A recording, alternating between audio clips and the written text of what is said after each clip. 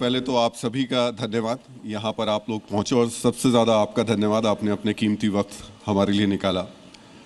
समृद्धि संवाद है और समृद्धि शब्द का अगर पर्याय मैं कहूँ तो ये देव स्थान है, उत्तराखंड है। आदिकाल से यहाँ समृद्धि रही है, देवताओं की कृपा रही है और अब जो विकास की दिशा में आप इस पूरे राज्य को लेकर चल रहे हैं। धामी जी, अगले महीने आपके 5 साल पूरे हो रहे हैं और उसके बाद फिर तैयारी करनी है अगले इलेक्शंस की, अगले साल इलेक्शंस होने हैं। इन 5 साल में अगर 5 बड़ी उपलब्धियां हम जानना चाहें आपकी तो क्या बताएंगे?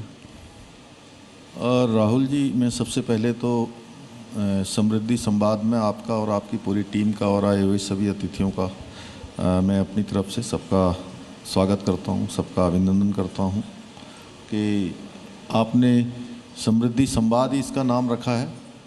तो अगर आप 5 कहेंगे तो यहाँ तो 50 चीज़ें ऐसी हैं, 50 काम ऐसे हुए हैं और मैं 5 बताऊंगा और जो अगले 50 नहीं बताऊंगा तो लोग बुरा मानेंगे थोड़ा। देखिए, हम पहले दिन से हमारे प्रधानमंत्री आदरणीय नरेंद्र मोदी जी के मार्गदर्शन में उत्तराखंड हिंदुस्तान का श्रेष्ठ राज्य बने, ये हमारा संकल्प था और उस संकल्प को लेकर निरंतर हमारे प्रयास जारी रहे। एक पल रुके बिना, एक क्षण रुके बिना अनवरत रूप से हमने चाहे राज्य में ऐतिहासिक फैसले लेने हों या विकास का एक मॉडल स्थापित करना हो, उन सभी पर काम किया है। यहाँ की सांस्कृतिक, यहाँ की डेमोग्राफी या एसटीजी इंडेक्स में हमारे राज्य का नाम पूरे देश में उस इंडेक्स में पहले नंबर पर आना हो या मोस्ट फिल्म फ्रेंडली तैयारी में हमारे राज्य को देश के अंदर दूसरा स्थान प्राप्त होना हो, और फाइनेंशियल डिसिप्लिन बनाने में पूरे देश में उसमें भी हमारा एक अच्छा स्थान बना है। पहले दूसरे स्थान पर हम पूरे देश के अंदर जो हमारे जैसे हिमालयी राज्य हैं उनमें हैं। यानी ऐसे अनेक उपलब्धियां हैं। खनन क्षेत्र जो एक बहुत विवादित क्षेत्र माना जाता था, हर सरकार के लिए बहुत चुनौती होती थी, उसमें भी भारत सरकार ने हमारे राज्य को सारे पैरामीटर्स जो होते हैं उसका ठीक प्रकार से व्यवस्थित करने का 200 करोड़ रुपए का प्रोत्साहन राशि का पुरस्कार देना हो। रिवर्स प्लान बहुत तेज़ी से हुआ है। देखिए, यहाँ 4 धामों में आज लगभग 50 दिन की यात्रा होने जा रही है और इन 50 दिनों में 31 लाख का आंकड़ा अभी तक पार कर गया है, जो अपने आप में एक बड़ा रिकॉर्ड है। और संवाद समृद्धि आपकी, ये सही नाम आपने दे रखा है, तो मैं कहूँगा कि यही समृद्धि है। हमारे होम स्टे फुल हो रहे हैं और होटल, टैक्सी, टूर गाइड या इस व्यापार से जुड़े हुए, इस काम से जुड़े हुए सभी लोग समृद्धि को प्राप्त हो रहे हैं। आपने 4 धाम यात्रा की बात की और इस बार रिकॉर्ड भीड़ यहाँ पर पहुँच रही है। आपने पिछले कुछ सालों में वहाँ पर इंतज़ाम भी किए इस तरीके से ताकि लोगों को सुविधाएं मिल पाएँ, लेकिन जो आपने सुविधाएं दी, जो भीड़ बढ़ी, अब उसे उपलब्धि के तौर पे देख रहे हैं या चुनौती के तौर पे देख रहे हैं? नहीं, देखिए, ये यात्रा आस्था श्रद्धा की यात्रा है और यात्रा के बारे में अगर आप उसके थोड़ा बैक में जाएंगे, पीछे जाएंगे, आज से लगभग 30 साल, 40 साल, 50 साल पहले, तो ये यात्रा अत्यधिक कठिन होती थी। इधर 2014 के बाद प्रधानमंत्री श्री नरेंद्र मोदी जी जब देश के प्रधानमंत्री बने, उसके बाद से 4 धाम ऑल वेदर सड़कें बनी। हमारे 2013 की आपदा के बाद केदारनाथ धाम का नवनिर्माण हुआ, पुनर्निर्माण हुआ और बद्रीनाथ धाम का मास्टर प्लान, उस पर भी बड़ा काम हो रहा है। आप जाएंगे तो आपको दिखेगा, जो भी तीर्थयात्री श्रद्धालु जाते हैं तो बहुत तेज़ी से यात्रा बढ़ी है। अभी आप ही दिल्ली से देहरादून आए होंगे तो मतलब अधिकतम 2.5 घंटे में आप यहाँ पहुँच रहे हैं, हरिद्वार पहुँच रहे हैं, ऋषिकेश पहुँच रहे हैं। तो ये सब सुविधाएं बढ़ने के कारण से फुटफॉल बहुत बड़ा है और संख्या बहुत बड़ी है श्रद्धालुओं की, आने वाले पर्यटकों की। पर्यटक पिछले 4 सालों में मैं बात करूं तो 23 करोड़ से भी अधिक पर्यटक देवभूमि उत्तराखंड आए हैं। तो एक जैसा आपने कहा कि चुनौती है हमारे को कि सबकी यात्रा व्यवस्थित तरीके से करवाने की। चुनौती है हमारी कि उनकी सुरक्षा की, कि उनकी यात्रा सुरक्षित हो। तो उन सभी पैरामीटर्स को हम लोग लगातार प्रयास कर रहे हैं लगातार कि यात्रियों की यात्रा अच्छी हो, सुव्यवस्थित हो, सरल हो, बिना किसी विघ्न बाधा की हो। तो बड़ी संख्या में आना अपने आप में एक समृद्धि का भी बहुत बड़ा प्रमाण है। और इसके साथ साथ देखिए ये यात्रा केवल एक टूरिस्टों की जैसी यात्रा नहीं है, ये आस्था की यात्रा है, श्रद्धा की यात्रा है। इसके दोनों पहलू हैं, सनातन की यात्रा है और उत्तराखंड राज्य के लिए ये लाइफलाइन है, हमारी आर्थिकी का भी बहुत बड़ा कारण है। इसलिए यात्रा बढ़ी है तो निश्चित रूप से समृद्धि आई है, जो आपने संवाद में लिखा है।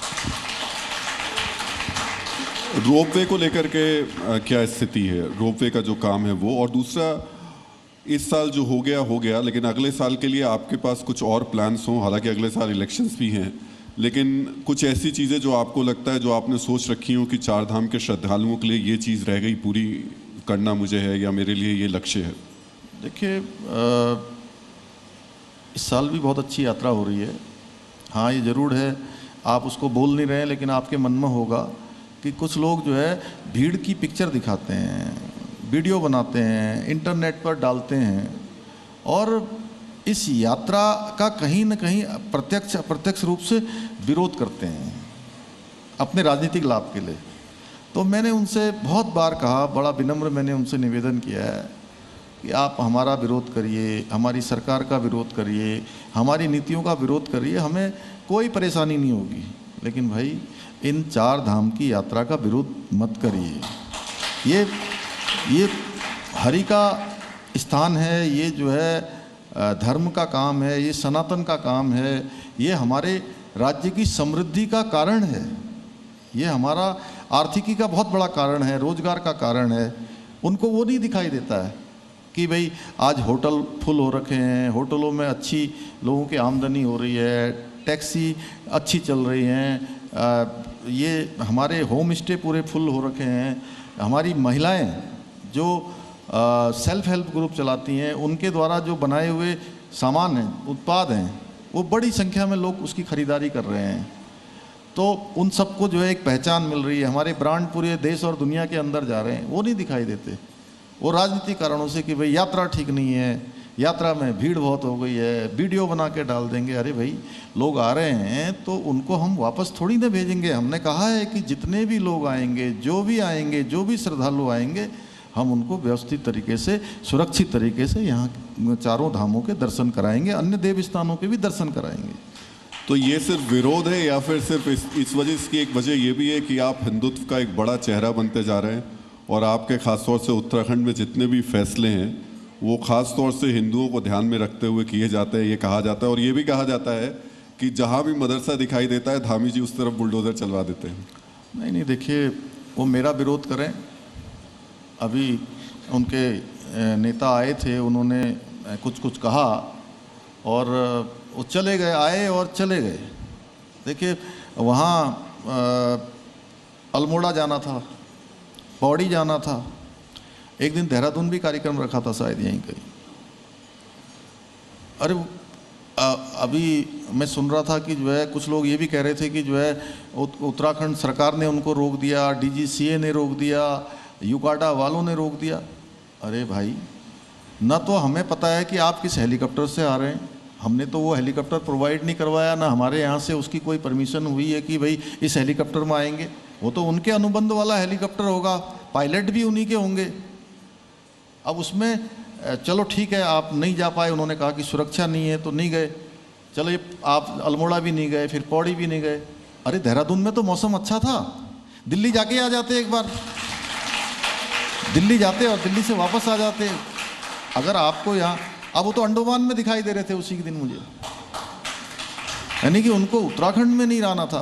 तो इस प्रकार से वो हमारा विरोध करें, हमारी सरकार का विरोध करें, हमारी पार्टी का विरोध करें, हम स्वीकार करते हैं, हम चैलेंज उनका स्वीकार करते हैं, लेकिन चार धाम का विरोध करेंगे, सनातन का विरोध करेंगे, हमारे यहाँ की जो सांस्कृतिक डेमोग्राफी है उसके साथ छेड़छाड़ करने का प्रयास करेंगे, तुष्टीकरण करेंगे, तो हम विरोध करेंगे। हम पर वो तो उत्तराखंड के नागरिकों की मदद करने के लिए आ रहे थे, उत्तराखंड के नागरिकों की मदद करने के लिए आ रहे थे। कोटद्वार के एक जिम संचालक है जिनकी जिम चल नहीं रही है, तो उसकी सदस्यता लेने आ रहे थे, वो उसकी आर्थिक मदद करने आ रहे थे। देखिए राहुल जी, आपको ध्यान होगा जब दिल्ली में दंगे हुए थे, दिल्ली में उन्हीं दंगों में एक माँ का बेटा, एक पहाड़ का बेटा, गरीब परिवार का बेटा दिलवर सिंह नेगी की हत्या हो जाती है।